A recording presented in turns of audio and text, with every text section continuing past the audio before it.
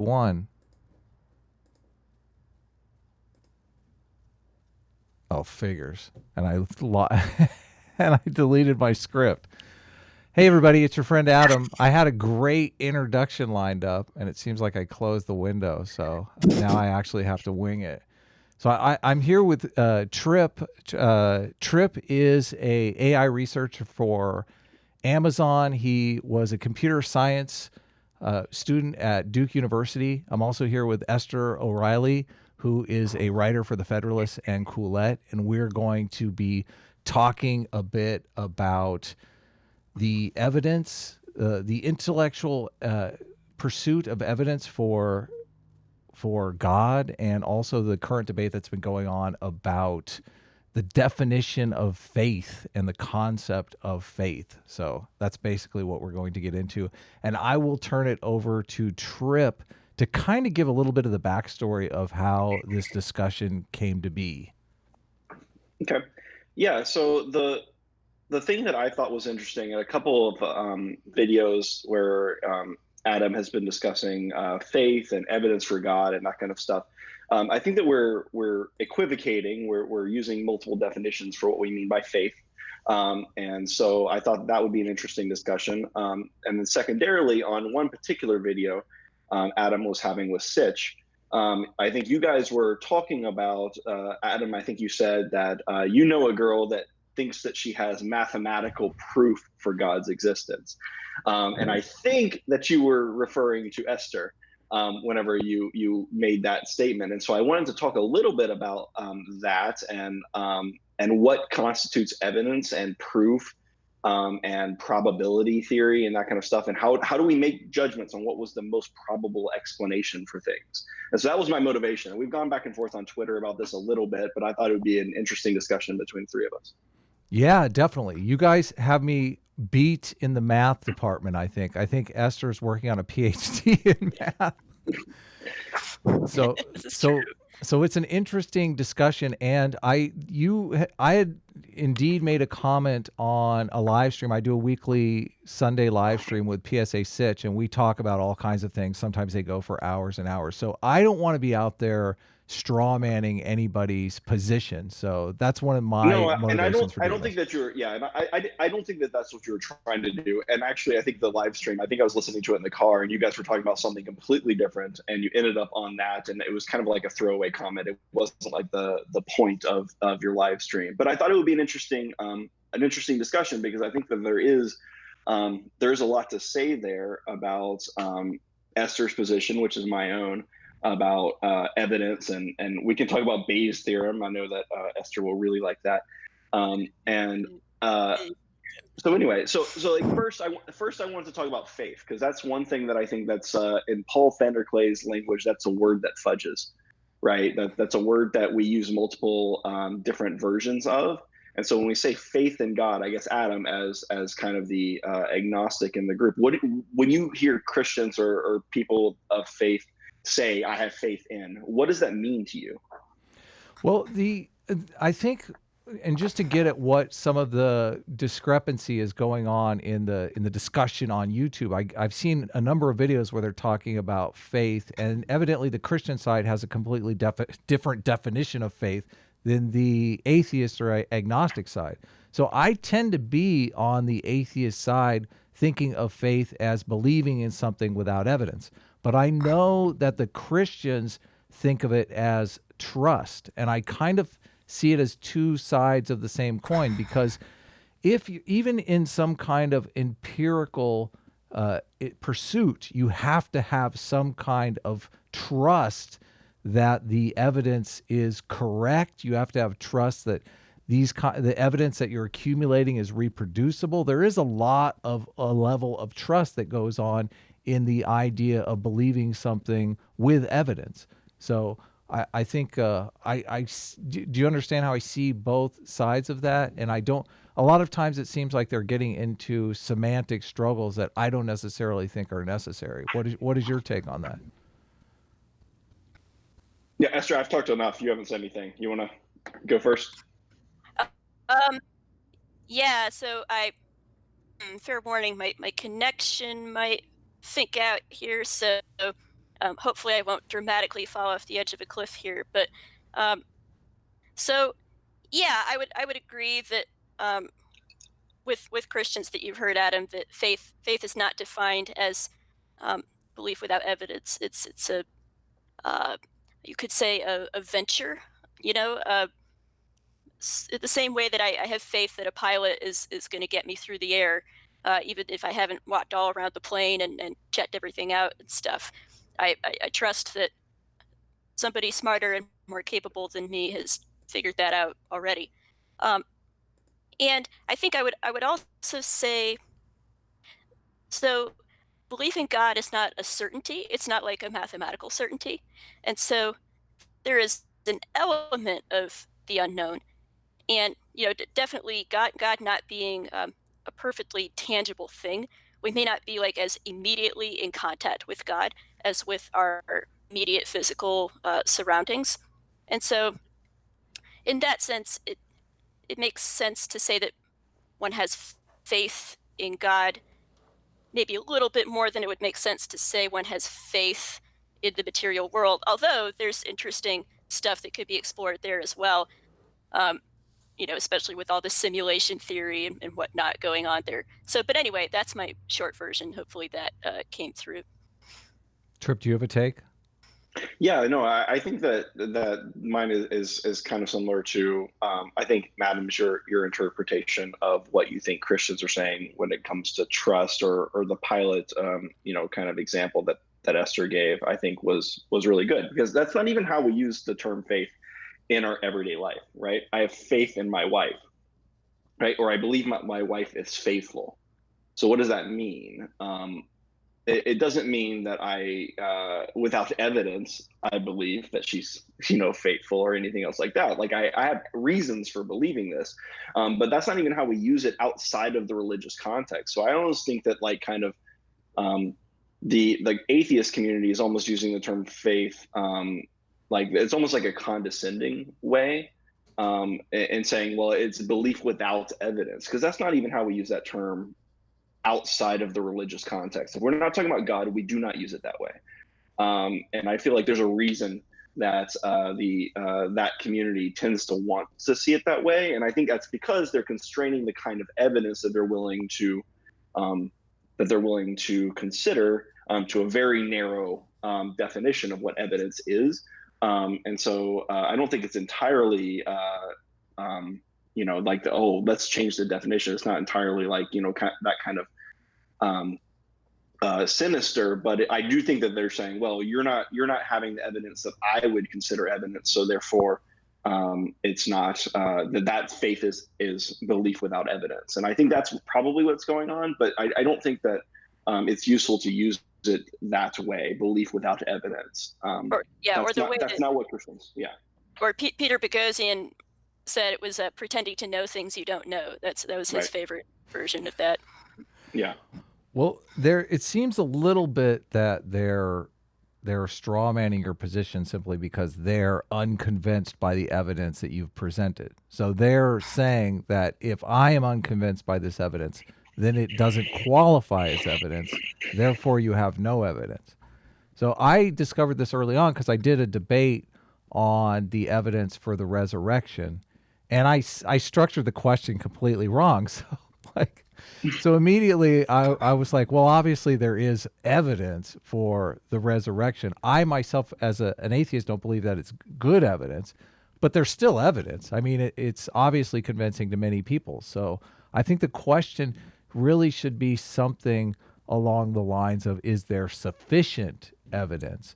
And I think the anti-theists and the atheists are on firm ground saying that there's not sufficient evidence. Now, I know your argument, Esther, is that there's a probability argument here that is good evidence, convincing evidence for you. And just to tee it up, and you mentioned simulation theory, because the simulation theory is really popular now.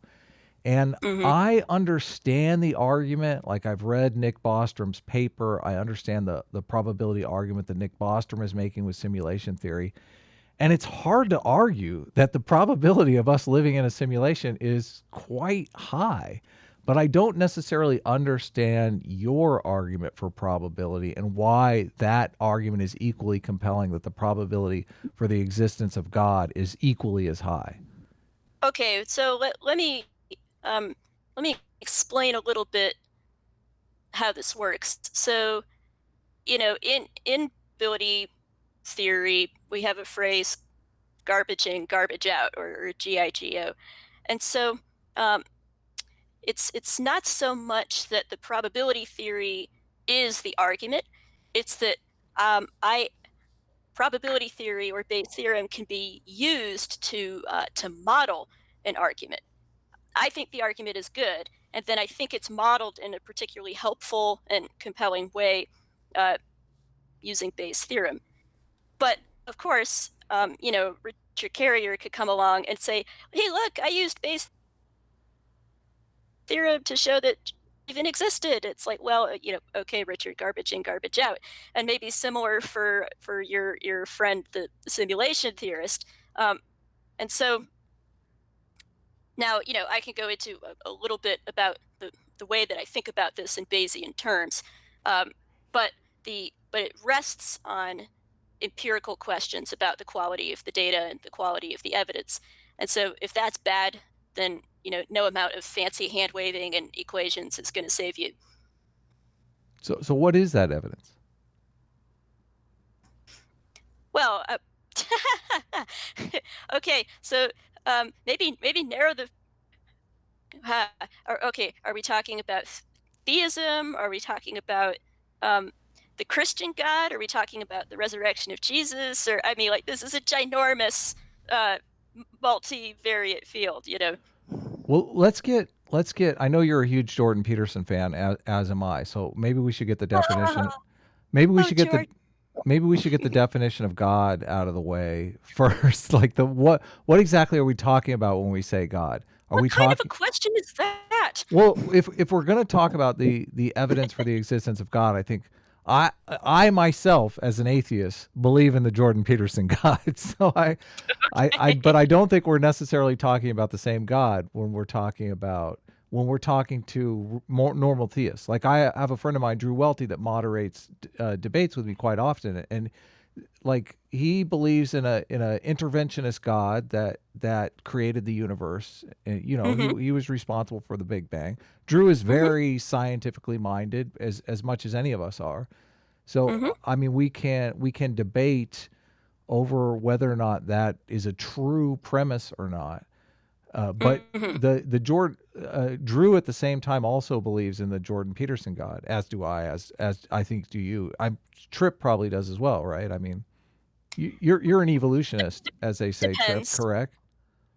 Yeah, I think, yeah, maybe like you might call me like something akin to like a theological evolutionist or something like that. But yeah, I don't question I don't question the mechanisms of evolution and that kind of stuff. I think there are some interesting questions there. But no, I don't question the mechanisms of evolution. I do question some of the philosophical assumptions that people think it necessitates some kind of like methodological naturalism. But we don't have to go there. I guess I think maybe Esther, if we talk about the resurrection specifically, because I think that's a good example of applying Bayes' theorem to a specific event where we have some Hmm. evidence, right? We have some evidence, Yeah, right. and we all agree it's an extremely improbable event, right? Extraordinarily improbable. It's happened like Yeah. at most once in the history of the universe. So it's extremely Well, well, improbable. What's that? well. I mean, if you, I mean, Christians, if they accept the Gospels, they do also believe that Jesus raised a couple people from the dead. But Yeah, yeah. I'm talking so about yes. Well, yes, I agree. A guy coming to Earth and claiming to be God, and then like raising himself yeah, from the that dead. Essentially, particular thing only happened once. Yep. yeah. Yeah. So I guess let's talk about that because that's an extremely improbable event. So I guess could you explain the kind of probabilistic like methods that you would use to say, Yeah. okay, even though this event is extremely improbable, there is a way just mathematically where it could be more probable than not that it happened given other evidence. Yeah, sure. So hopefully my connection will hold out here. So just like very, very quick crash course on probability. So all probabilities are their numbers between 0 and 1. So a 0 probability thing would be like a logical impossibility. Some circles have corners. And then if it's an obvious fact, so well, I was going to say Lee Harvey Oswald killed John F. Kennedy, but we don't have to go there. You know, that would be like a probability 1, and then you have all the space in between. And so, so you have a belief B, and it starts off with a prior probability that's pretty low. So then the question is, okay, how do you slide it up the scale to have a higher probability? So that happens when we learn information that would be a lot more probable if B were true than it would be if B were false. And so when we get information like that, then we adjust the probabilities, and that's called conditionalizing. And this is something that we actually do all the time, just in everyday life, but we just don't explicitly spell it out mathematically in our heads.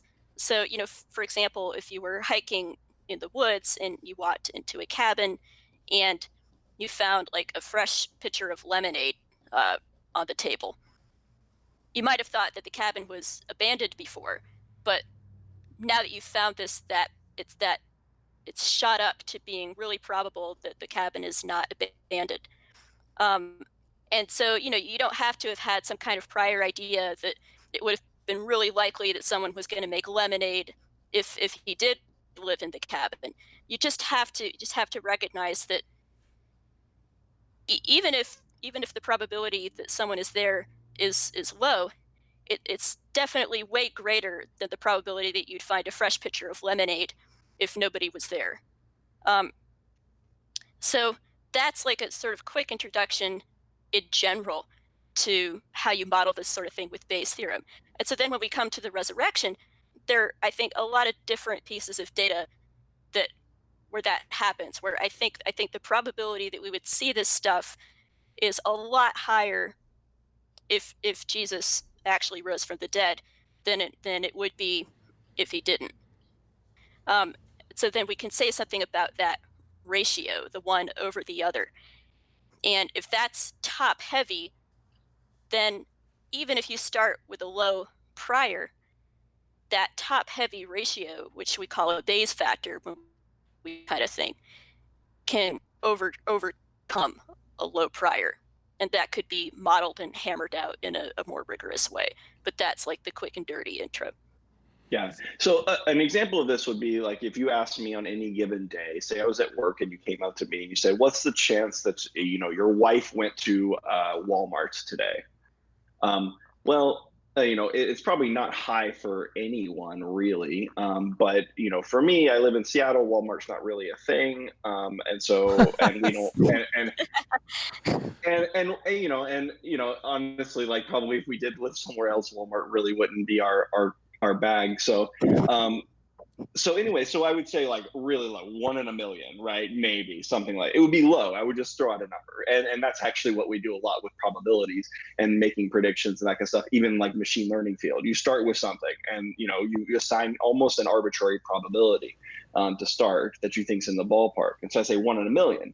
But then if I see, something on my credit card for, $25 from Walmart that day, that's additional data. And I would say, okay, well, I mean, it's still possible that someone stole my credit card and used it at Walmart. Or maybe, my wife said, yeah, I had to go by Walmart today. And then all of a sudden the probabilities completely shift. Those additional data points just change completely that formula that I would say. So that independently improbable events becomes way more probable that it happened than it didn't happen. She could be lying to me. Someone could have stole my credit card. It's always possible that happened. And so if we take it back to, and so I apply this to my field in machine learning, because I do it related to healthcare. So if you're looking at a diagnosis, a lot of times you're dealing with a disease that might affect 1 in 100,000 people. and then you have to like look at a bunch of like little data points. Some of them are tests, but then some of them are just biometric readings and various things like that. And you have to make a prediction about whether or not you think that person is more or less likely to have that particular disease and that diagnosis and that kind of stuff. And so you see extraordinarily rare events become, with just a few data points, become more probable than not. And so I think that's the core, and that's where I think that Esther and I kind of see this the same way. You can't just throw out eyewitness accounts and things like that as being because I don't have a video camera and that kind of stuff. These things, like, you'd have to assign a probability to that. What's the probability this person's lying? What's the probability this person is delusional? And how many people do we have claiming this, and all this kind of stuff? And so just from a strict mathematical, just a technical thing, looking at this, you can't say it's without doing that work, you can't really say, oh, there's the evidence is far outweighs one way or the other. You'd actually have to like do a careful analysis. This is a technical field, and that's why I see people getting wrong a lot. That the evidence and probability is not a layman's. You can't just wing it. You need to be thoughtful about it.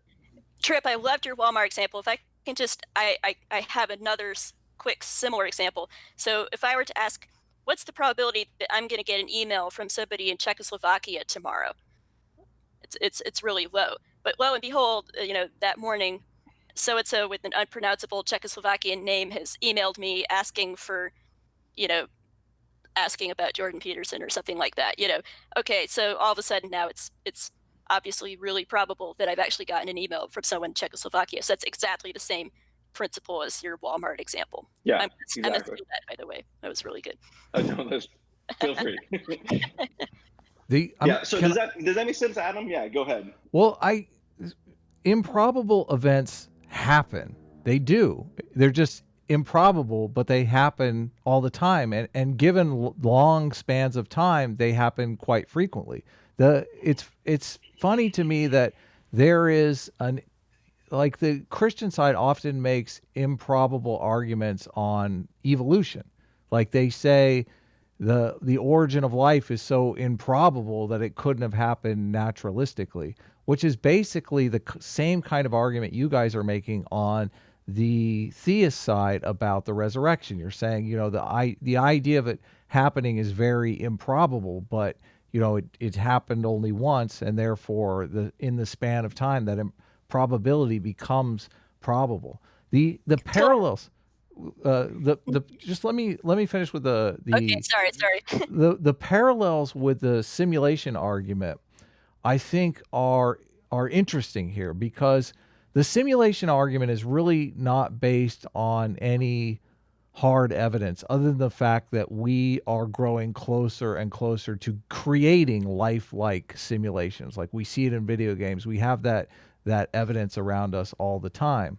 So the argument really is a probability argument because, and the three factors that Nick Bostrom outlines in his paper is that if civilizations will create lifelike simulations and they don't snuff themselves out before doing that, the probability that they will lose interest in creating these simulations is quite small. The probability that they will never achieve the ability to make these simulations is quite small.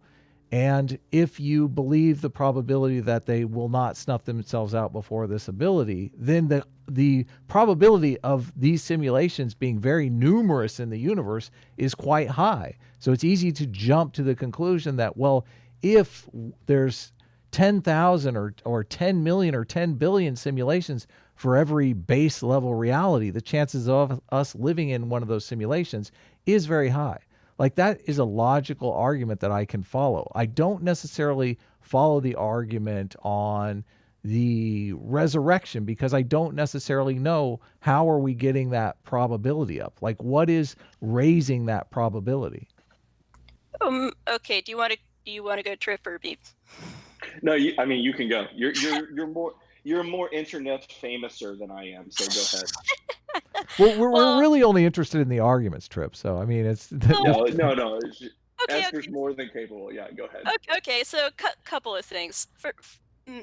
So first of all, just as an aside on the simulation thing, there's a whole lot of hidden premises going on in that argument that you just sketched out. The main big gigantic huge hidden premise being that simulations can house conscious beings. So that right there, he just sort of like barreled past that without even treating it as something worthy of debate in itself.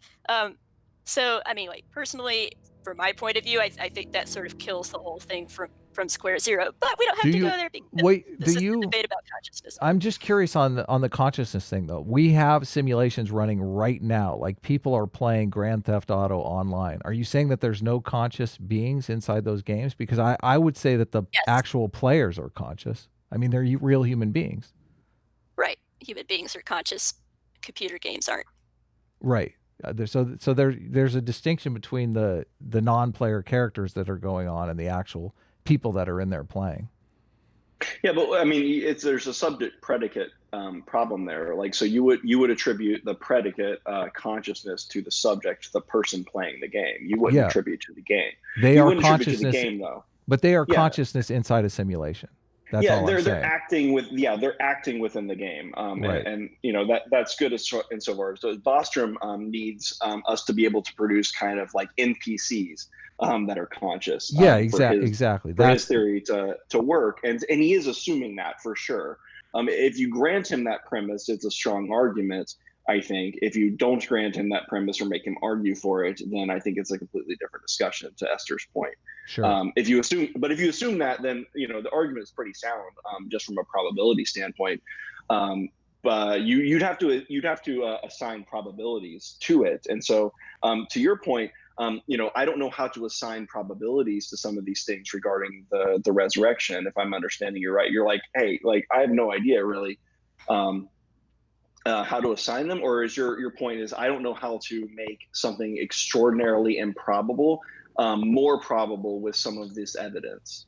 I guess I'm a little bit confused about. And I can jump in a little bit to say, so earlier when I was talking about how Bayes' theorem works, I talked about having this thing called a Bayes factor, where on top you have the probability of the evidence given resurrection hypothesis, maybe we'll call that R, and the evidence E. So in my fraction here, I have the probability of the evidence given R on top and the probability of the evidence given not R on the bottom. So I can have a feel for the ratio as a whole, even if when I broke out all the different little component pieces of those, even if I couldn't go to every single one of those things and put a number on it. You don't necessarily always, you don't necessarily have to be able to do that to get a sense that a ratio is top heavy. That's kind of a key insight, and that, it's come out in the literature a lot, and people still get kind of confused about that sometimes, but that's just a point I wanted to make. You're so saying, Adam, you're saying there's a lot of improbable evidence that adds up to make it more probable? Is that what you're saying? No, I'm saying I'm saying that the probability that we would see this stuff given the resurrection is greater than the probability that we see it given not. So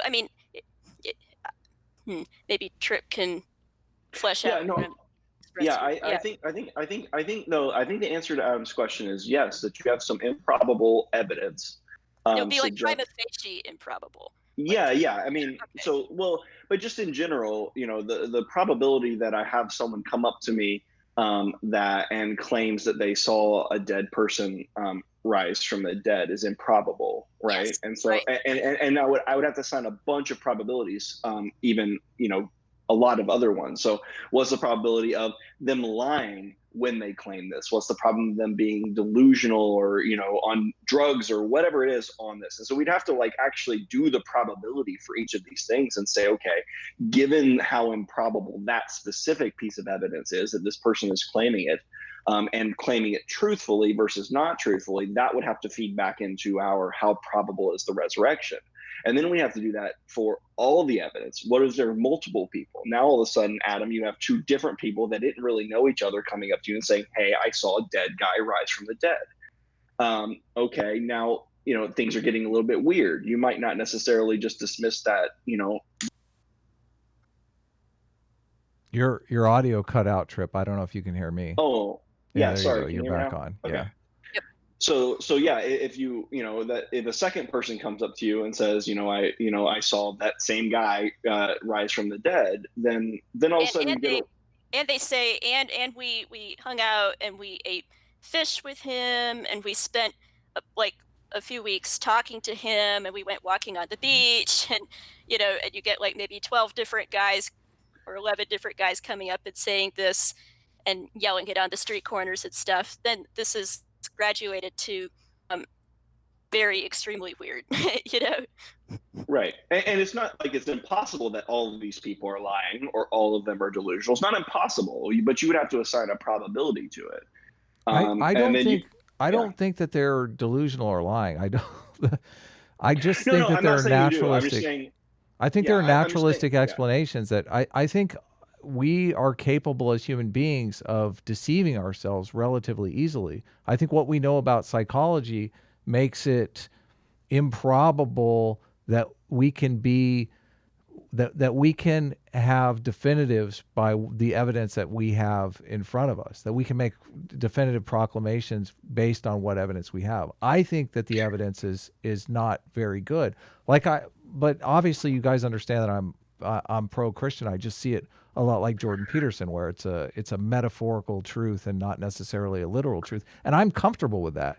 But I guess you guys aren't necessarily comfortable with that. Well, I just don't. I mean, it's not that I'm not comfortable with it. Like, I know that you're not. I like your channel. I listen to it a lot. I appreciate your like how you approach Christianity and your position. It's not that. I just don't think it's.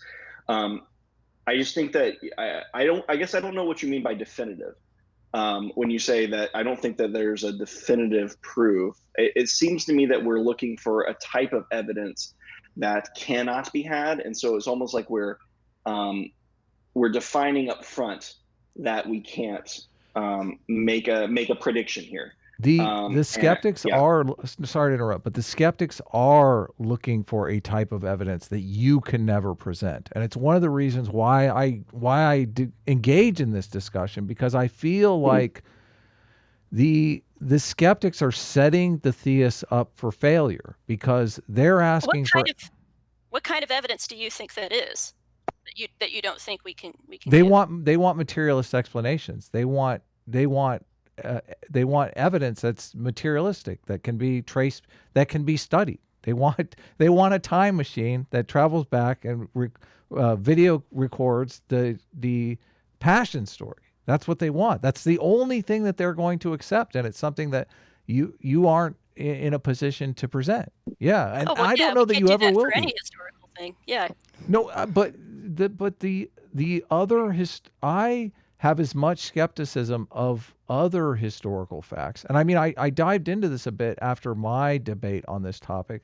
I went back and I've been reading one of my favorite books, Why Nations Fail. And in Why Nations Fail, he talks about many historical accounts. But in that book, he's using like the diary of the Spanish conquistadors that actually landed on the shores of South America, right? And he has writings from the Aztecs that they have a description of when they wrote. So you have two separate sources that are actual first-person account sources that conflict. So the Spanish conquistadors had one point of view that is very different from the point of view of the Aztecs, and we can compare those point of views. But you know that those events happen because they're talking about the same events. So sure. That's hard evidence. That's evidence that was there at the time. Well, I think we have that with the resurrection and the passion story too. Right. So yeah. But I mean the issue is I'm sure you've heard the phrase "extraordinary claims require extraordinary evidence," right? That's like a. It's like an atheist trope at this point. Yeah, I mean, it's like a Carl Sagan thing. And so the argument goes like this: extraordinary claims require extraordinary evidence. I'm not sure what I mean by extraordinary, but whatever you come up with, it's not. Therefore, I win.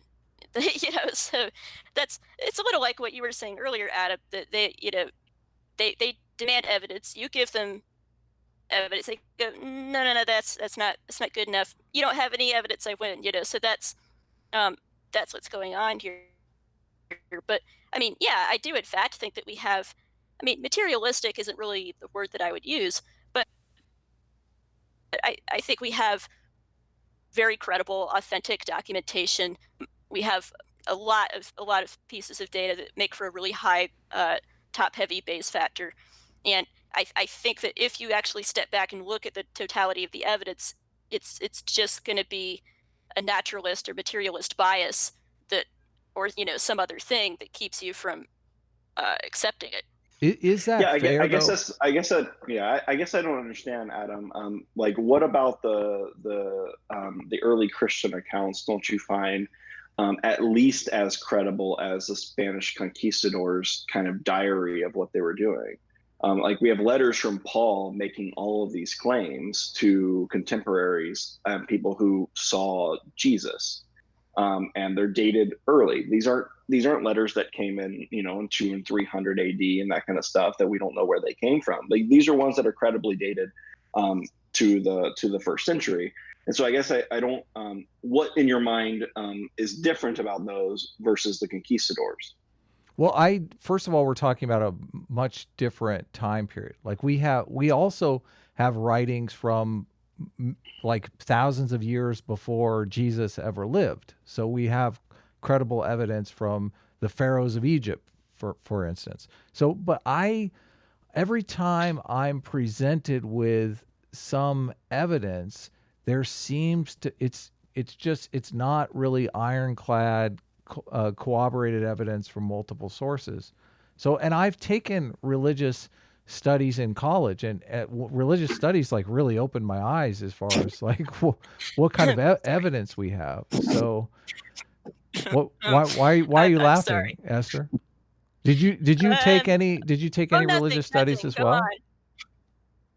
Sorry, what? Did you take any religious studies Oh, as well? I mean, wait, I did do a senior seminar in philosophy on the existence of God. I don't know if that counts exactly. But I mean, I'm just do sort of we laughing don't because we I mean, can't we don't know religion that is sort of maybe it's a little bit of an in joke. do what we have writings that It's claim to it's be just we have writings that claim to be firsthand accounts of things, right? Sure. And some of them, yeah. and some, if not most of them, are wrong, especially of the religious type. We can agree on that. Yes, So absolutely. how do we Yeah. know because someone writes something and claims it's a firsthand account that it is in fact a firsthand account? How do we know that?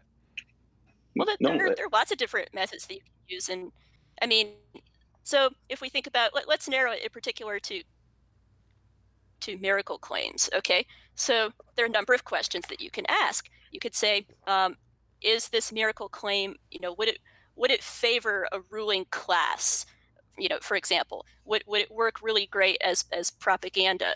Um, is it being written down at a really far out time distance from the events?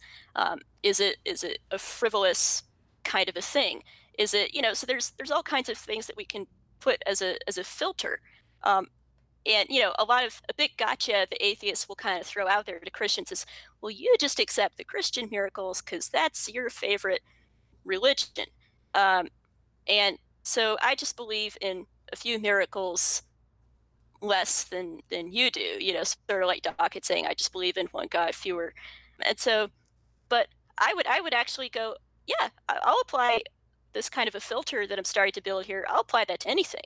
Um, I'm not gonna be like epistemologically prima facie closed to um, different kinds of miracle claims, but I can build a filter that if I apply it, virtually nothing is going to pass through it. And I happen to think that if you look at the details, if you actually get down to brass tacks, that the Christian miracles do. I I'm I still so I'm I'm not exactly sure what you mean by the filter, because obviously I'm not applying that filter. I'm looking at what I know about the world as it exists, and a lot of the claims that the theists make, I feel that there's better ways of explaining. Like, I've studied human psychology and social psychology, and I feel as though those explanations are just more probable Well, than. okay, so let me get a little. So I think a lot of this depends on whether you keep the data in soft focus or not. What does that Um, even mean? What does soft focus mean? So, for example, if you, and this is one reason, by the way, why I'm not a huge fan of the so-called minimal fats argument for the resurrection. And by the way, that's something that I've seen, kind of get trotted out around here. And I mean, it's okay. It's like a sort of a teaser. I think of it as. Um, but I actually kind of agree with you, Adam, that if you sort of leave this at a certain level, it doesn't it doesn't really have the oomph needed to get you all the way. So, for example, What is oomph? Like, the, that I don't think it's strong enough. So here, let me give you an example. Here's like a typical classic minimal fatsy kind of a thing that you'll hear say. The disciples had experiences of the risen Jesus, or they thought that they saw Jesus. Well, okay, that's kind of vague though, right? That's kind of hand wavy.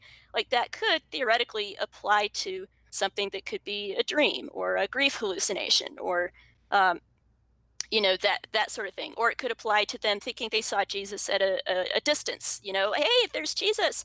Oh, really? Oh, yeah, that kind of does look like Jesus. That kind of thing. That's what I mean by soft focus. So okay. I agree. If you stay at that level, then it's like, okay, there might be some, but you up the resolution when you start getting down to brass tacks. Like, okay, are we convinced that they had a meal with him?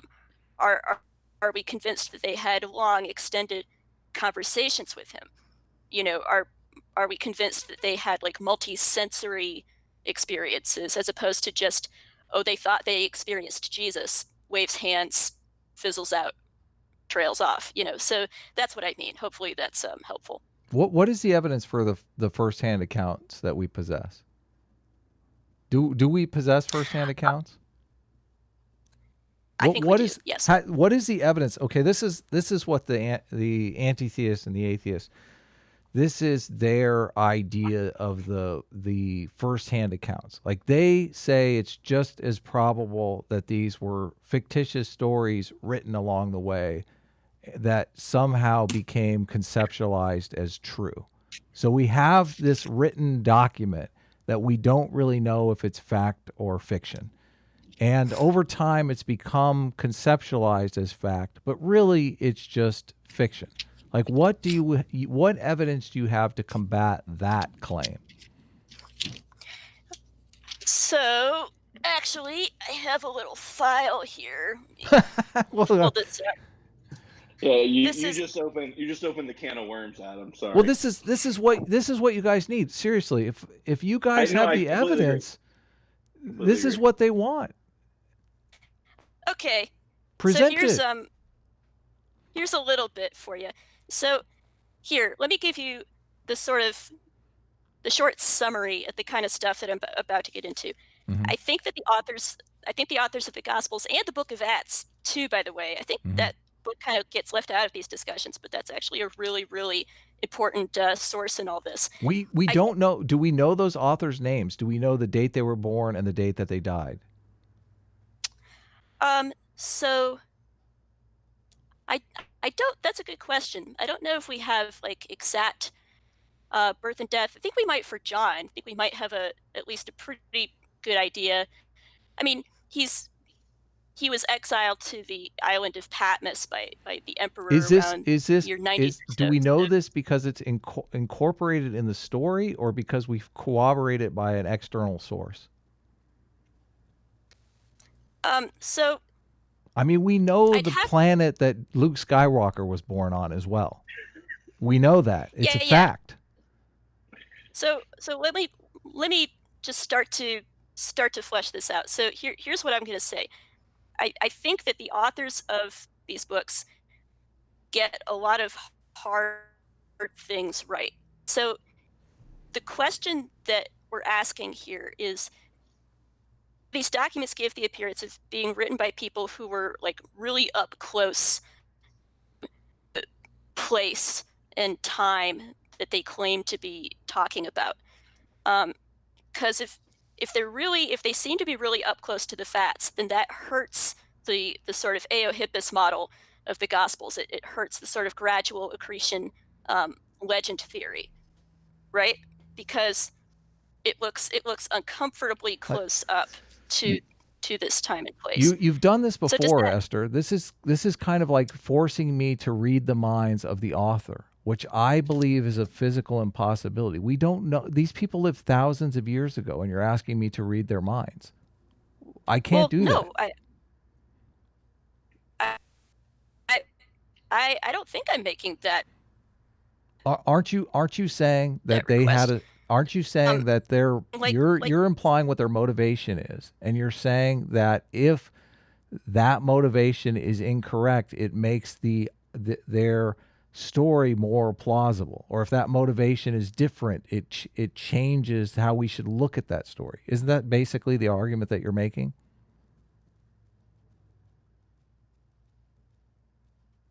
Did we lose you, Esther? No, I'm making an argument that hello? I'm here. Hello? Can you Yes, hear me? we can hear you. Sorry. Maybe. Oh. Maybe Yeah, we- can you hear us? Hey, am I back now? yeah. We Yeah, can you're hear back. you. Hey, okay. So I'm not making a mind reading claim. So what I'm asking is I'm just looking at hard data. And then what I'm doing is I'm asking myself, is it plausible that I would see this if these authors were trying to Trying to. were That's the write motivation like, right like there. a realistic fictional novel. You're saying if the authors were motivated to write really realistic fiction, like we need to Well, take that out of the no, but- equation. no, We need to no, take the but Adam, motivation out of the equation. No, I don't know. I don't think we do. If one of the possible kind of critiques is, I don't know, like to your point you mentioned earlier, I don't know whether or not these documents were written, hundreds of years later, right, by someone.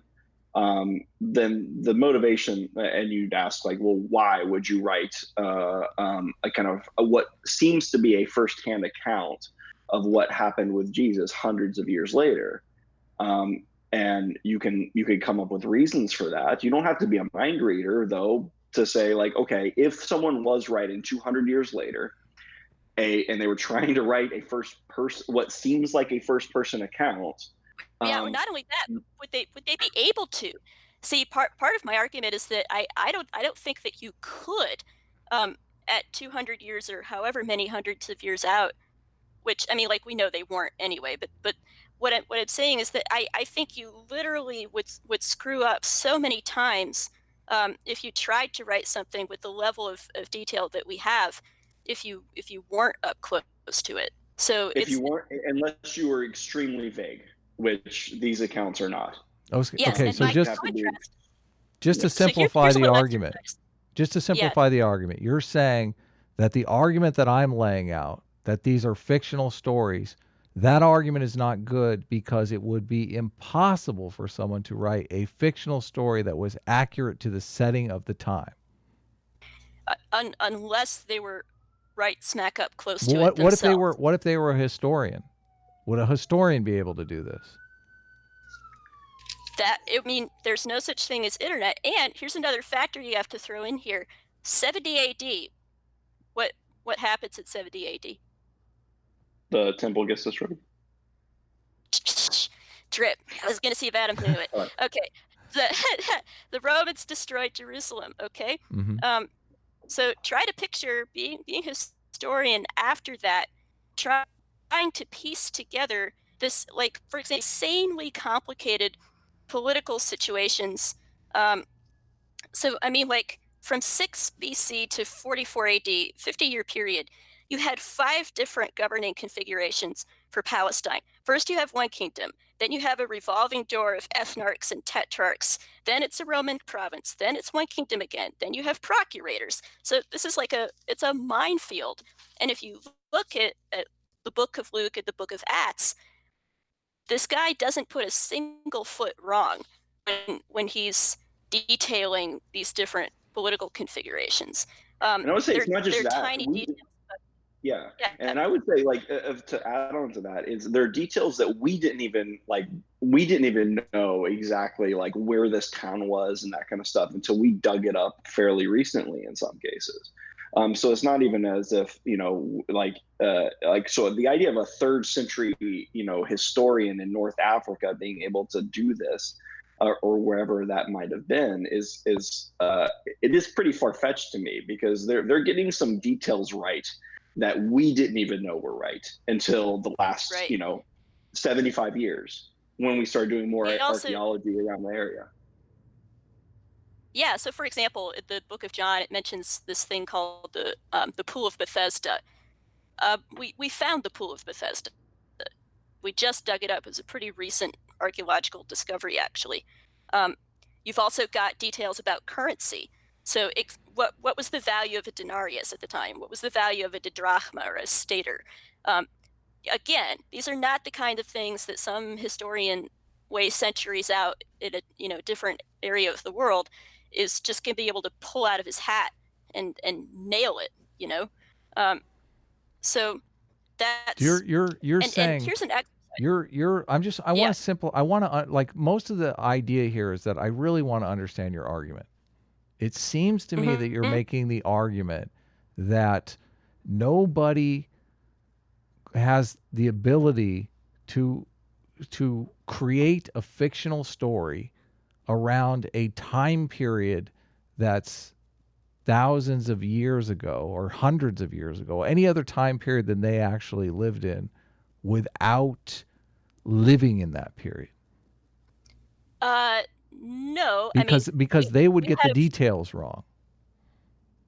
We have that ability now. Right, but okay, but so your argument is that nobody could do that back then, that they didn't have the information at their fingertips. They didn't have the ability, they didn't have books that they could access or history wasn't nearly as much of a academic discipline then as it is now. And so if you look at, for instance, just take the death of Julius Caesar, how he died. So he got murdered. We have, I think it's like 5 historical accounts, like that, what we know of it, what was pieced together in Shakespeare's play and everything else comes from, I think, 5 accounts from historians. And even those have disagreements. They have little things wrong because they were done kind of after the fact, kind of secondhand and that kind of stuff. And so yes, I think that you look at read Josephus or any of the early historians, they get a lot of details wrong, a lot of them, and they're trying to get them right. And so you start adding these things up.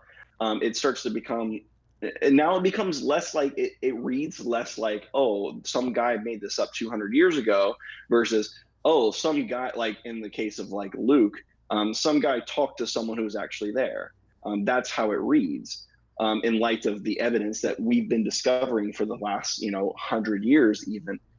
That's the argument. And so I guess that's where I want to get to. It's not so much to convince you, Adam, of this particular one, but I do want to just the technical argument that given evidence such as little facts and things like that, you can actually make a strong case that an extraordinarily improbable event is actually more probable than not to have happened. Can I just make a couple? Yeah, go ahead. Just a couple quick points. So first, to the point that Tripp was making about genre, the modern realistic novel wasn't really invented until Daniel Defoe wrote Robinson Crusoe in the 1700s. Okay, so the modern realistic novel, it wasn't a thing for centuries and centuries and centuries, and so it's, in a way, it's a kind of an anachronistic idea that these extraordinarily vivid, detail-rich accounts were written by somebody who wanted to tell a cool story. The other quick point I wanted to make, this is a nice exercise sometime. Pick up some of the Gnostic Gospels, like the Gospel of Peter or the Gospel of Thomas or the Gospel of Mary. Put them side by side with the canonical Gospels and look at the difference as far as level of detail goes. There's the Gnostic Gospel writers are hedging their bets way, way more when it comes to place names, it comes to people's names. And I mean, basically, what they are is just a string of sayings. Jesus said this, Jesus said this, Peter said that, Mary said the other thing. And just like the color, the vividness is just not there.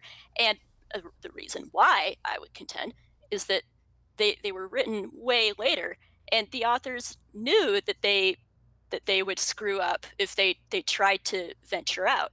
So it's like a kid who makes a really crude, simple paper airplane by contrast with the origami master. Anyway, going back to what Tripp was saying, I just wanted to kind of throw that out there. Yeah, well, I'm not sure that I understand the argument that you're making, because you seem to be making the argument that level of detail implies truth, and I don't know that it does. I mean, we live in a world where you can write very detailed things that are completely fictional. No, but if I said to you, here's the deal. Yeah.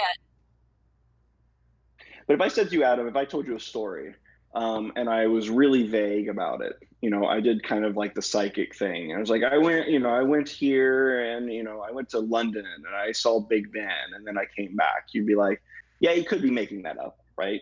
That's fine. But what if I said, well, I went to London and I went to a bar and I met this guy on this day, and then I went here and I did this, and then actually there was a concert in the park that day when I was there, and that kind of stuff. And then, I told you that story. And then you talked to the guy in the bar, and you looked up online and you saw actually there was a concert in the park in London on that day that he said he was there, and that kind of stuff. All of a sudden, my story becomes more probable. It's not just the level of details, the fact that it's corroborated. This is the evidence that I want. This is the evidence that I keep asking for. Let's see that evidence, but nobody is presenting that evidence. You're talking about the level of detail of some story. You're not saying that we have a newspaper clipping from the day after the Passion of the Christ. You're not saying that we have another firsthand account that corroborates this other guy's firsthand account. We had talked about there being 5 sources for Julius Caesar. 5 sources is a good number. So, how many independent, verified sources do we have for the people that walked among Jesus? We live in a time where we don't even have good, solid evidence that Shakespeare was one individual person. A lot of people think there's a lot of evidence that Shakespeare was multiple writers, all writing under the same name, Shakespeare. What's that? I don't think it's fair to call people stupid. Okay, I really don't think it's fair. Okay. I mean, but listen, they have evidence. They have evidence. People are calling you stupid, Esther, because they don't like your evidence. Okay. Well, you're in the same boat. Tripp was saying there about the piano concert. Then listen, let me go back here. So when Tripp was talking about telling you this big story, and then he's talking about it, the circumstantial evidence, right? This is what detectives look for. Okay, this is what you look for in a trial: is circumstantial evidence. That the example of the piano concert is exactly that sort of a thing. And so an analogy for that would be like some of what I was reading off before, like this insanely complicated collection of governing configurations for Palestine. We have independent evidence that was the sequence complicated governors. We also have independent evidence about the value of the currency and that sort of a thing. So that would be like what Tripp was saying. If you then later found out, oh, gee, there was a piano concert in the park right around that time, So there's all the circumstantial evidence that adds up if you start to piece it together. And so, I mean, those were just like a few things, but I could go on. Now, people could know all the details and still be lying, and I think that gets to your point. We're not claiming that this proves that they were that they had to have been truthful. What we're saying is that it narrows the options down. And so, Adam, what you're saying is, well, we don't have to be limited to the three options. Either this was true, or they were lying, or they were deluded. We've got wiggle room for lots of other kinds of things, right? That's the argument you want to make. Yes. And Yeah. so, right. And so what we're saying is that not really actually, if you actually get down to the brass tacks, that kind of is what you're left with. You don't really have a legend theory. You don't really have a gradual accumulation theory. That actually goes away as you bring the details out of soft focus. And then you have to, okay, then we do have to deal with, right? How likely would it be that they were deluded? How likely would it be that they were lying? And then those are dealt with in turn. I see your super chats. I was going to save the super chats to the end, but this is Brian makes a great point in the super chat, and I think it should be addressed. And it kind of gets to the heart of what we're talking about. He says, does confirmation bias play a role? If Trump existed 2,000 years ago, could we find evidence today through writings that he was a true God emperor? What we're seeing in our media today is definitely, and I don't know if I don't know if you listen to Scott Adams, but Scott Adams has a metaphor where we're watching we're watching the same movie, but we're very much seeing two different movie screens. And people are writing stories today that are full of detail and chock full of things that their political adversaries would see as complete fiction. So here's one question. There's a political deal. there's a political element to this that we aren't necessarily touching on. That's a really interesting question. And actually, in fact, I think if you look at the political and religious surroundings, everything was in a sense stacked against Christianity becoming a thing. Because if you look at Judaism, Jews are adamantly, violently opposed to the idea that God can be a man. Okay, and so when Jesus went out and was claiming these things, that's why he got himself killed. And so for a religion like Christianity to arise out of first century Palestine is prima facie pretty nuts.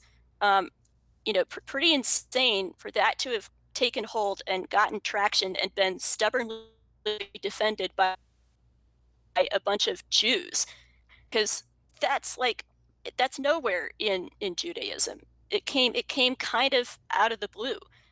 So yeah, that's a great kind of a question to ask, and I think when you ask it, the answers are on my side. I'll save the super chats to the end. I saw another super chat go up, and I will answer that question. So just to stay on topic, I don't necessarily once again, you're drifting into arguments that are contained within the story themselves, and they're susceptible to the common anti-theist argument that it's all fiction, it's all self-referential fiction, the same as any other fictional accounts that we may come up with today, any other fictional stories that we may come up with today. What they want is evidence from outside these fictional accounts. So the fact that the apostles were going out and claiming that Jesus had risen from the dead and putting their lives on the line and all that kind of stuff, in the first century, like pretty much right after Jesus was crucified,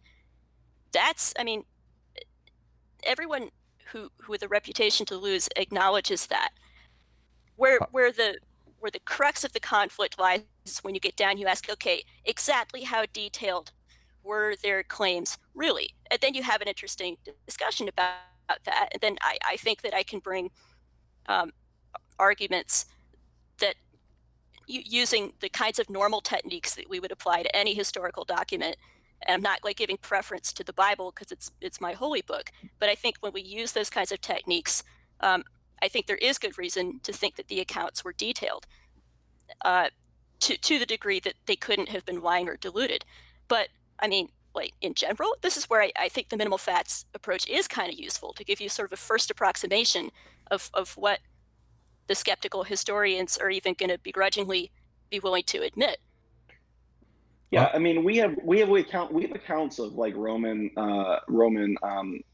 governors and that kind of stuff talking about Christians being interrogated about who was the leader and various things and what were their claims and that kind of stuff. But like the basic, like Jesus came and he died and he rose from the dead is pretty much there from the beginning, and it's not just present in the Bible. That claim showed up very early and was pretty consistent.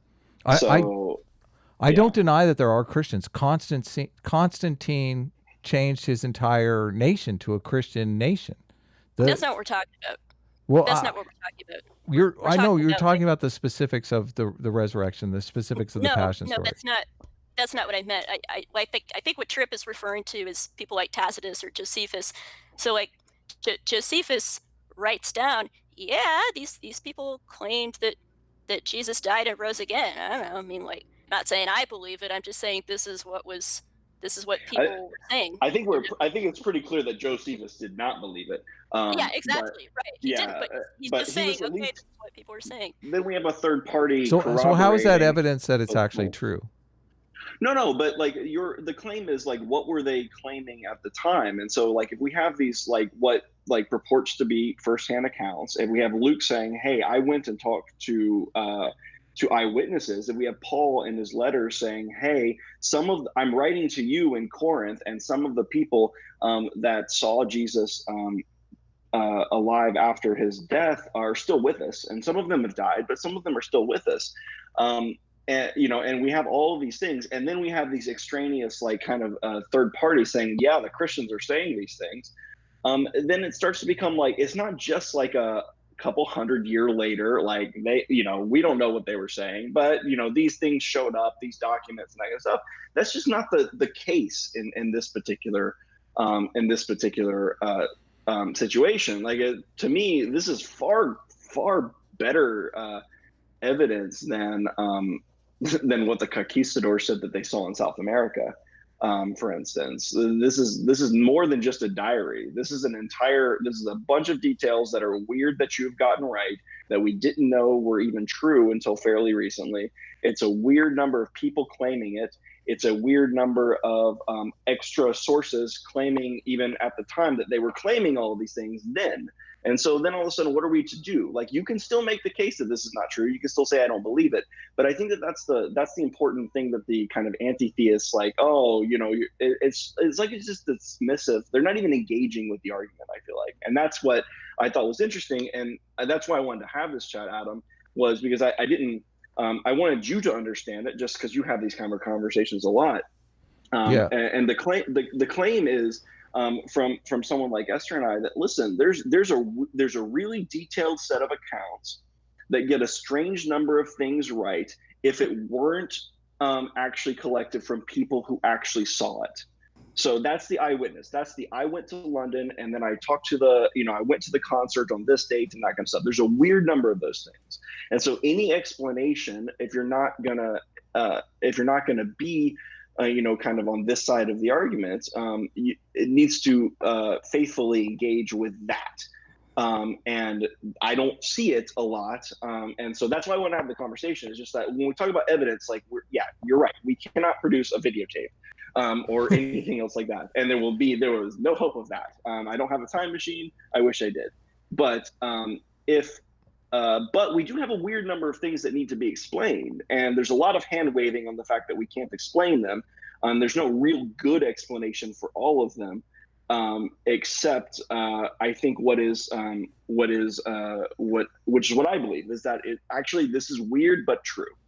The reason, just to clarify, the reason why I was bringing up, Josephus, Tacitus, that kind of thing, was because you had mentioned the popular chestnut that, oh, you're just using the Bible to prove the Bible, and this is all circular and it's stuck in the story. And I'm saying, well, I mean, the fact that apostles and early Christians were out there making these claims is a fact. That's not just me saying, well, in the story it says that the apostles were saying Jesus rose from the dead. I mean, so that specifically was what I was addressing there and bringing up the other third-party sources. Hey, I don't want to denigrate your guys' faith. Like, I think you guys know me well enough to know that I respect. Are you laughing at me, Esther? Go on. Go I on. mean, Sorry. we're talking. I mean, this is important because people are actually having a discussion about what faith is. I mean, it's all wrapped up in the dialogue that we're having. I have tough questions for you, and I don't necessarily know why. I mean, it feels like the theists are making claims that they can't back up, and I go at the anti-theists just as hard for making claims that they can't back up, and I hope that you can both respect that. So I mean, Sure. I'm trying to get into a space where we can both have these conversations and ask tough questions of one another. That. I'm sorry, Adam. That was maybe uncharitable. I really actually do very much appreciate you having this dialogue and giving us the chance to start to unpack it. And I mean, that was like the tip of the iceberg. Like, there's way more that I could unpack and elaborate on there. But anyway, sorry. Tripp, I go ahead.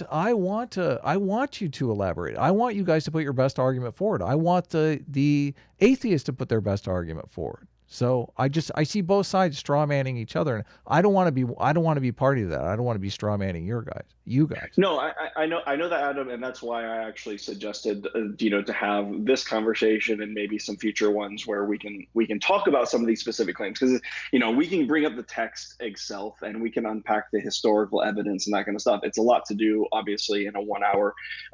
These are entire people get their PhDs in this kind of stuff. And then we can talk about kind of the probability theory around it, which is more my background, where it's like you're starting to get some weird things, some weird facts that are improbable for you to get right if you didn't actually see these things occur. And so then all of a sudden my base factor changes.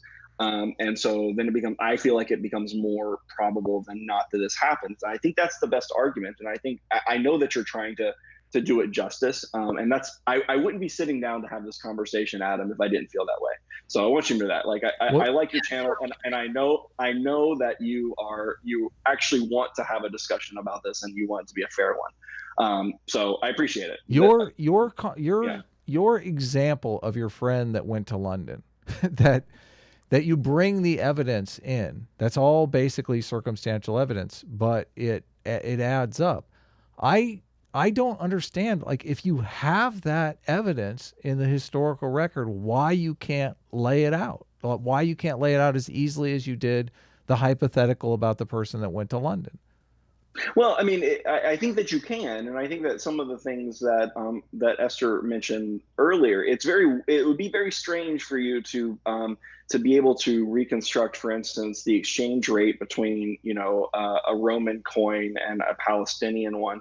And that kind of stuff accurately a couple hundred years after the fact, and get some of the other details right. Why did you meet a tax collector in this specific town? That's a very weird thing to get right, except we know now that town actually had tax collectors stationed there for a very specific purpose, is that it was a trade route.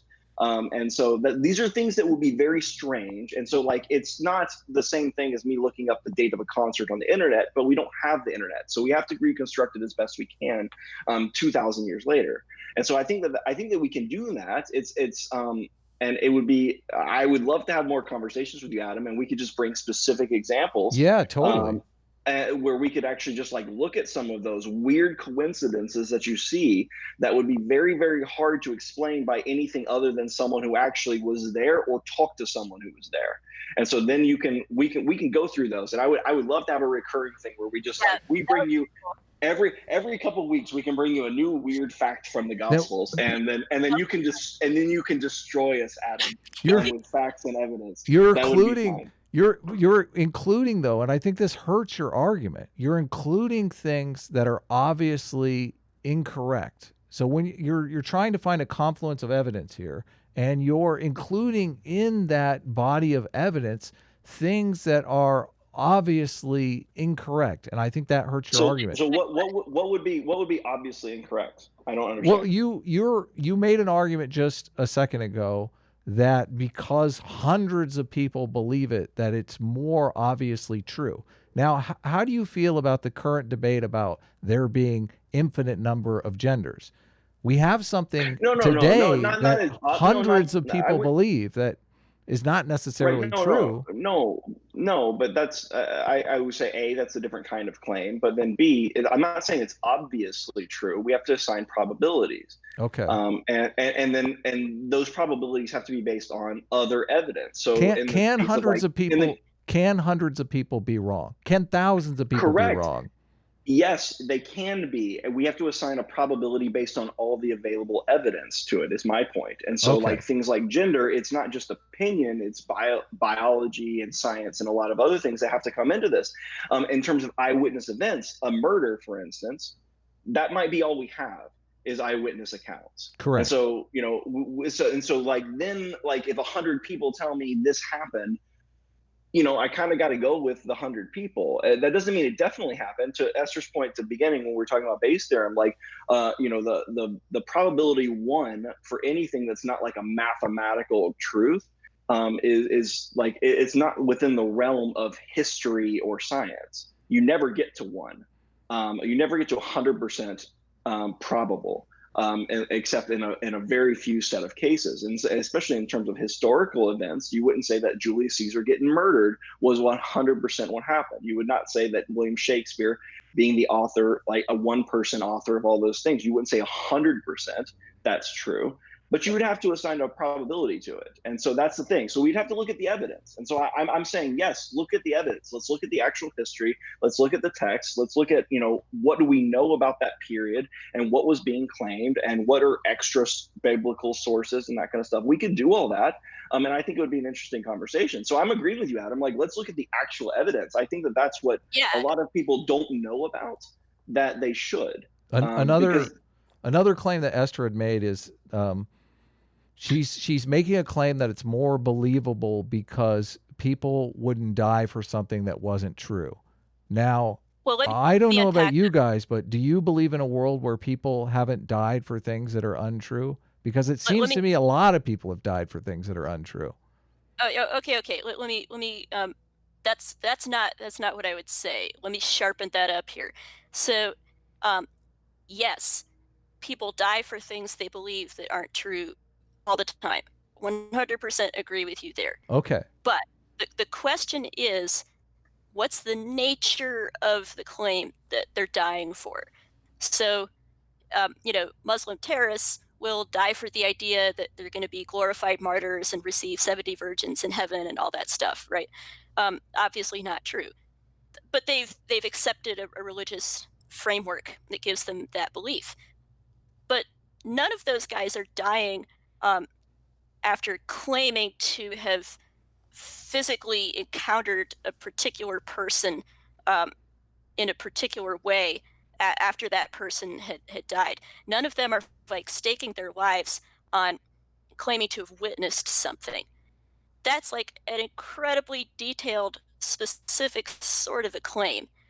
And generally, you only see somebody running out there, risking their lives, insisting over and over again on that kind of a thing, unless they're batshit insane, or, well, yeah, I mean, there are very few options at that point, I guess is what I'm saying.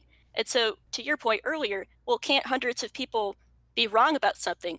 Sure, lots of people have been suckers. Lots of people are gullible, and will buy into things that are extraordinarily thin because some shyster magic trick can pull the wool over their eyes or whatnot, or they believe in faith healings or whatnot. But that, again, the nature of those kinds of claims is the sort of thing where there's wiggle room for gullible people to be wrong about it. So what Tripp and I would claim is that actually when you look up close at the specific claims around Jesus, they're not the kind of things where you could just be a sucker. And they're also not the kinds of things that Muslim martyrs go out and die for, where it's like a faith belief or some kind of a promise that they're banking on that's going to happen after they die. It's a specific kind of eyewitness claim. So I think we need. Tripp, you want to add to that? Yeah, I think we need to get out of the language of like it's impossible for for 100 people to die for something, like, or possible or obvious and that kind of stuff. Like, what we're talking about here is probability. So, like, yes, it is possible for 100 people to die for something that's not true, and we would have to assign a probability to that. Most people don't go around dying for things, just period. No one, like, most people don't voluntarily die for anything, whether or not they think it's true, right? Mhm. Furthermore, how many people die for something that they know is not true? And so, like, then we have to talk about the nature of the claim. Well, some people claim to physically see Jesus, like physically eat with him and all this kind of stuff. And so if we buy that claim, okay, now it's not true. You made that story up, or do you believe the story? And so then we have to get to the delusion and hysteria and everything else that, Adam, I'm perfectly happy to throw on the table, and we can talk about from just a scientific perspective about how likely is that particular phenomenon to occur to that many people given the claims and that kind of stuff. Fair enough. Yes, let's look at that. But we need to get out of the language, I think, of obvious and impossible and that kind of stuff. Of course, it's possible for 100 people or 200 people or 500 people or 100 million people to believe something is wrong. But we have to bring in all the evidence and then figure out what the probability that that's more likely than not. And that's what I think that is missing in this debate, is that everyone's looking for something approaching mathematical certainty. And so in order to get there, you either have to say, I'm going to eliminate any evidence that I don't like, or I have to ascribe kind of an authority to this particular text or something like that that's kind of makes it above scrutiny. And I'm saying I advocate neither of those. I'm perfectly happy doing historical criticism of those texts and the situations surrounding them, and the culture and the history and the politics and everything else. Let's do it. Great. I still think there's a good argument that they're true. So that's what I would advocate, and that's what I think that the best positions on the Christian side are on that side. And so if we're going to talk about that, if you're going to talk about it and that kind of stuff, I think that's where, if you didn't want to strawman the position, that's kind of the way that you would represent it, I guess. Does that make sense? I'm not sure that I could steel man your position, to be honest with you. And I think that's what I'm most uncomfortable with, is that I'm not getting a solid argument laid out. You're kind of like playing whack-a-mole with arguments. You're saying, okay, you don't like that argument, let me present this argument. No. So I want you to understand the framework of the argument. And the framework of the argument is that an extraordinarily improbable event, evidence and the nature of the evidence and that kind of stuff could become more probable than not. That's the core structure of the argument.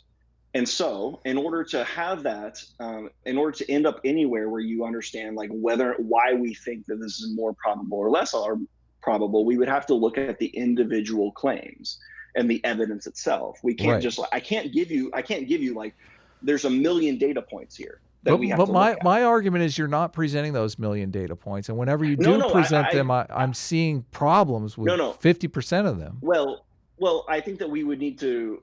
I think that we presented some, but like, fair enough. Let's schedule another time, and we'll bring 5 to you that are like concrete that we can spend more time on. Right? I would love to do that. Okay, so I mean, we're in an hour and a half in, right? I mean, I'm not gonna. Yeah, we should move to this. You guys are gonna love the super chats. Like, they're really coming for me. Yeah. So can I make like one quick closing comment? Yeah, go ahead, by all means. Okay, so another way to sum up what Tripp was saying there. This is a cumulative case. Okay, and a lot of things in science as well as history, in many disciplines over the place, many things are cumulative cases. It's not like 3 premises and a conclusion. All right, great, proved God, proved Jesus rose again, let's go to lunch. It's an accumulated weight of evidence until finally the bough breaks and the cradle falls. Okay, so that's that's what Tripp is saying. You know, that you can't sort of. This is kind of what the philosopher John Ehrman was getting at in his book Hume's Abject Failure. He's saying David Hume tried to kind of stand above it all and wave his hands and refuse to engage with the details. And you can't do that. You have to get your hands dirty, and that takes some time and some work and patience. So anyway, just hope did that come through? And the reason that makes sense, and the reason that makes sense to me is because, you know, I work in machine learning and artificial intelligence, and that's very much how these systems work too. It's not one data point we're looking at; it's a cumulative thing that makes the predictions good or bad. And obviously there's training of the models and everything else based on past data. But the fact is that, you know, those predictions are good or bad based on the weight of cumulative evidence. It's not a syllogism. So that's how we have to look at this. And so that's the structure of the argument, Adam. That's the only thing I wanted to get out of this, is that this is kind of how I think we think about faith. And this is the structure of the argument. It's not to convince you and say, here, have the one single fact that you cannot give an alternate explanation for. I think that it will take more time to build the case, but that was my goal. So. And I think there are places where there aren't alternative explanations for it. I mean, I believe there are anti-theists out there that are really the equivalent of denialists, because whatever evidence you present to them, they're going to find a way to say that that's not evidence. So, and I don't want you guys to think that I'm one of those people, because if good evidence is good evidence. So maybe we should move to the super chat here. We want to do the super chat. Before we do that, I want to say I completely agree with you. I would not be wasting my Saturday afternoon talking to you if I thought that that's who you were. Okay, good. For sure. I love your channel. I'm a big fan. So no worries. Yeah, for me, it's my Saturday evening, and my sentiments are the same. So yeah. Well, that's good. So so Just Mercy is coming at me hard here. Adam, justify atheism over agnosticism. Now, I believe both of you guys know that the difference between atheism and agnosticism is atheists are making a positive claim that there is no God. You guys understand that distinction? Right. Yep. And there's not, I mean, I call myself an atheist, but I think I called you an agnostic earlier in this chat, because I feel like, based on what I've heard from you, you sound more like an agnostic to me. I am an atheist. Okay. You're making a positive argument. I am making a positive claim that there is no God based on no evidence. Because how can you have any evidence for that? Like, seriously, I don't have any evidence for that. What evidence do I have that God is a supernatural being that's outside of space and time? How do I access that? So I'm just. We think he does stuff in space and time. There was this guy called Jesus. Have you heard of that? Anyway, go ahead. So I mean, I'm always waiting for people to take me on that. I mean, it's an impossible, I guess, irrational position, because I guess it's irrational that I have no evidence. But at the same time, I just intuitively, I just am one of those people that a lot of people who believe in God, and it's funny because this actually came up in our dialogue a lot. A lot of people that believe in God have had some kind of experience that they feel like they've had access to some supernatural force in their life that they call God. And I just have never had that kind of experience. And maybe I'm really incapable of having that kind of experience. I'm not sure. So you say you've never had that experience either, Esther? Yeah, no, I don't think there's anything I could point to or like, oh, dude, I know that was the Holy Spirit. I'm like 100% confident of it. I've never had that kind of experience. And in fact, I think it's really damaging when Christians sort of pump up false expectations that Christian kids are going to have that kind of experience. And I think that's a big contributing factor in people just walking away from the church. That's a whole nother conversation, though. Tripp, do you have you had an experience? I mean, clearly neither of you have done psilocybin. What are you talking about, man? I went to college. I was doing that shit like every weekend. Just joking. No, I don't think I'm out of this one. Yeah, I don't think No, I wouldn't like. I don't have that. I grew up in the church, so I don't even have like a real conversion experience per se or anything else like that. So yeah, and I agree with Esther. I don't think that it's useful for us to say you have to have this like experience, this like the this transfiguration kind of experience or something like that to believe. I agree. I think it's setting up false expectations in the same way that I think that a lot of Christians set up false expectations that once you become a Christian, everything feels better. That that suffering that you go through and that kind of stuff because there's a God and you know that kind of stuff that you don't experience the same things that everyone else does, and it's easier to get through and that kind of stuff. I don't think that that's helpful. Maybe even it's true. I just don't think it's helpful to talk about it that way. Because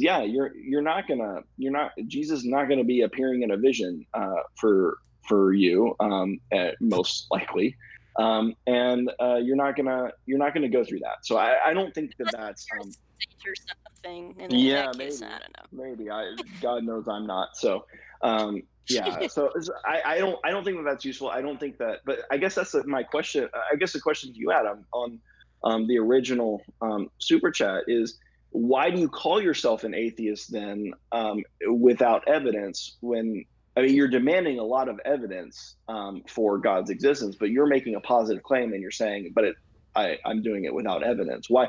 I guess why it would be easier from my perspective to just, if I was you, to just call myself an agnostic. I guess I don't understand why you don't. I don't, because my position really is that I don't believe that there is a God, and agnostics generally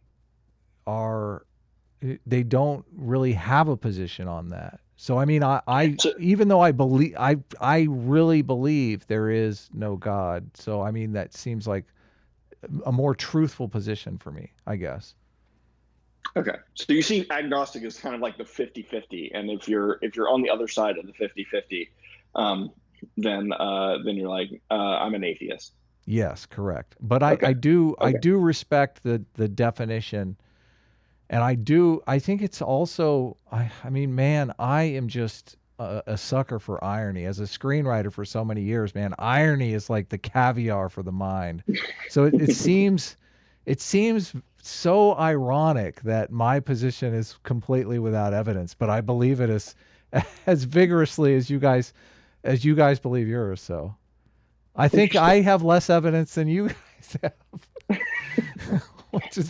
Did you just get destroyed, Adam? Which is bonkers. Did you just get destroyed? Well, if I'm getting destroyed, I'm beginning to destroy myself. So that super chat was actually just Mercy. In case I didn't say your name, just Mercy has another $5 super chat. He says, "The atheist has yet to make a case. Just critiquing down the theist. At some point, you need to make a positive atheist case, and I'm working on that, bro. I'm working on it. Okay.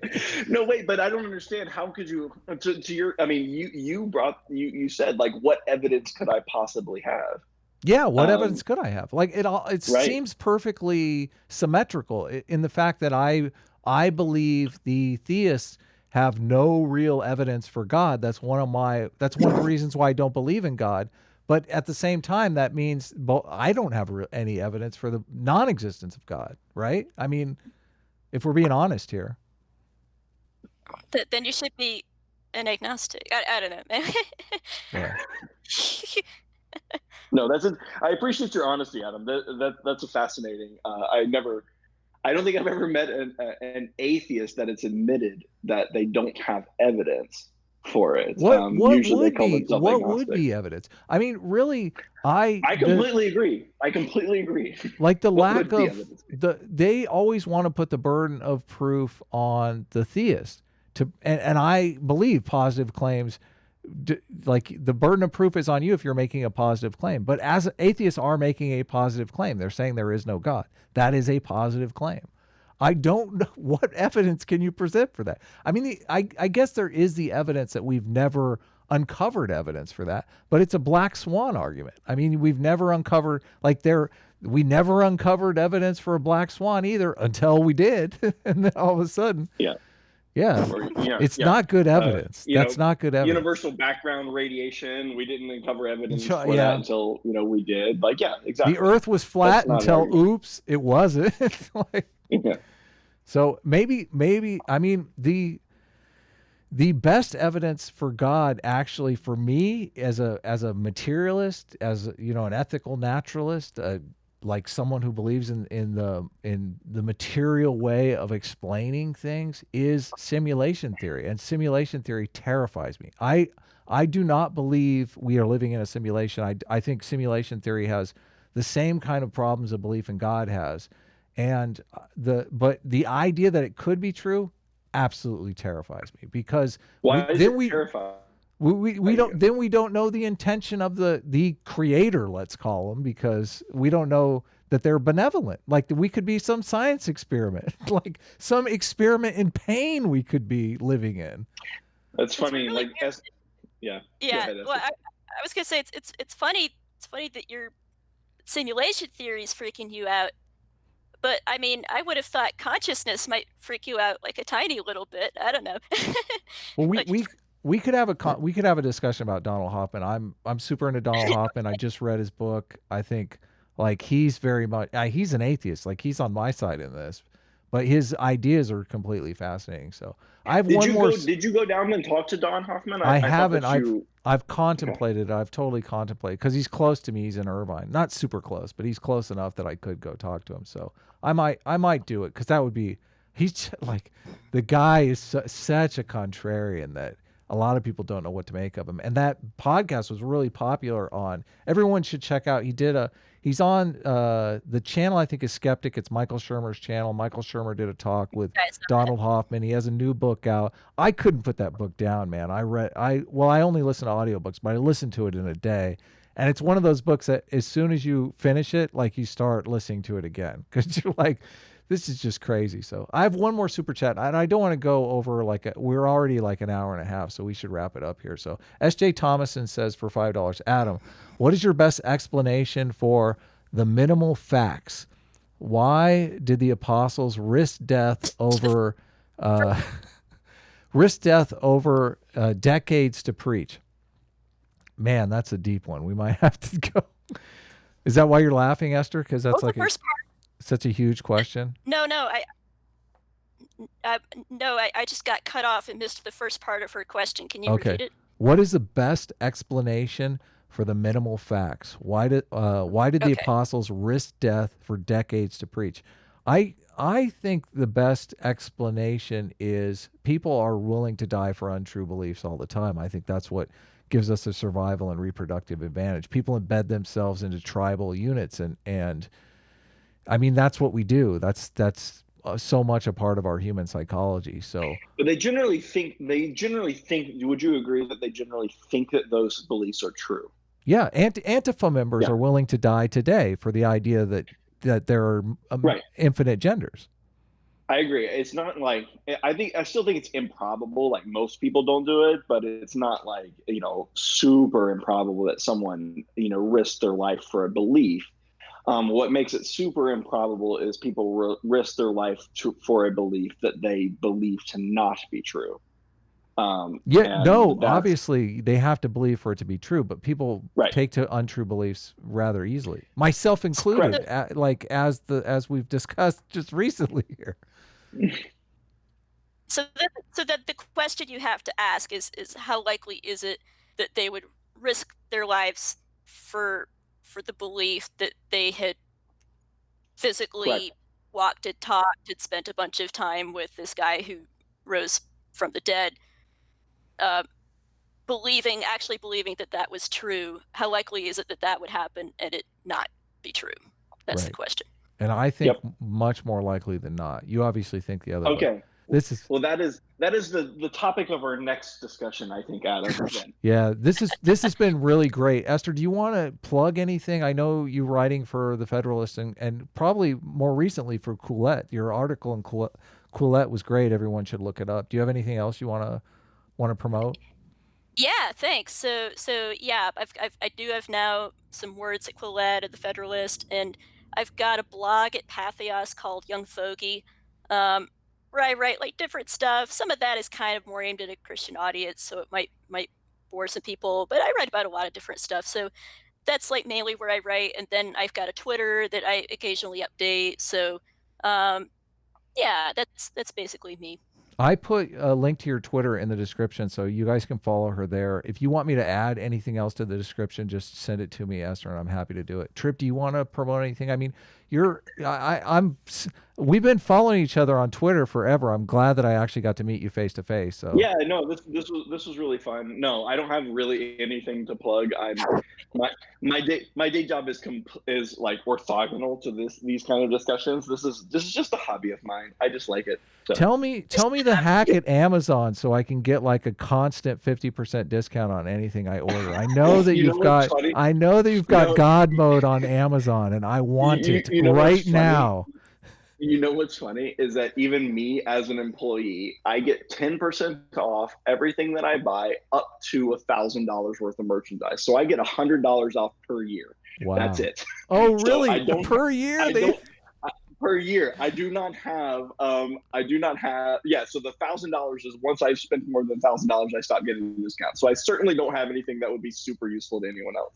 Well, you gotta program some God mode in there for us and sneak us the cheats on your Twitter. Yeah. So I'm not on that side, and I feel like they're pretty smart over there. Well, I follow Tripp on Twitter, and I put his Twitter page in the description below, so you can follow him as well if you're interested in hearing what he has to say. He always has some good takes for me when I deliver my hot takes to Twitter. So this was a really fun dialogue. I thank you guys for your time. I thank you for your interest in the topic, and we'll really have to do it again. So I'll go ahead and leave it there. Yeah. Thanks for the super chats, guys. Thanks for joining in, and we will see you guys in the next video. Thanks, Adam. It's been fun. Thanks, Adam.